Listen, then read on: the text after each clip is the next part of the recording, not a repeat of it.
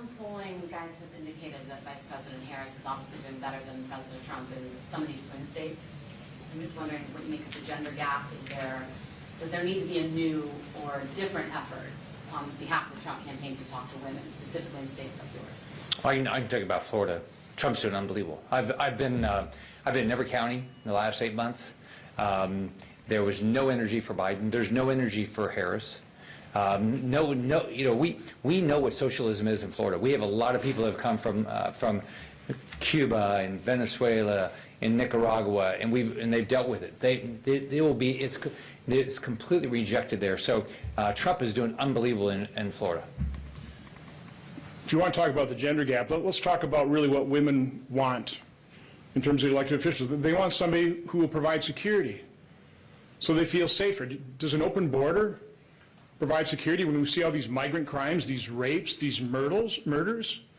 You know, women want a strong economy so they can take care of their families. These are things that President Trump delivered.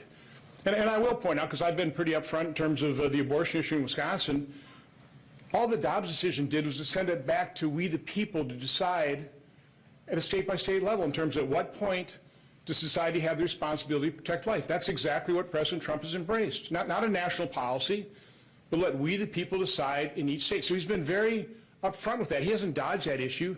He's responded to it, and I think he's responded to it in a very responsible way. So, again, if there's a gender gap, it's not based on policy. It's not based on the ideas of one candidate versus the other. It's, again, the legacy of the corporate media is just not asking her the tough questions and fleshing out exactly what her beliefs are. I would just add, you know, polling has done exactly what we predicted it would. If you look back at Tony Fabrizio, the campaign's pollster, predicted weeks ago when Harris had been anointed that we would see a honeymoon period. It would drive up numbers, and then there'd be a plateau. We believe internally, based on the data, that the plateau is reached. Obviously, the 4-day infomercial has begun, and we think on the other side of that, essentially the race is where it was expected to be, and now we get to the business of having a campaign.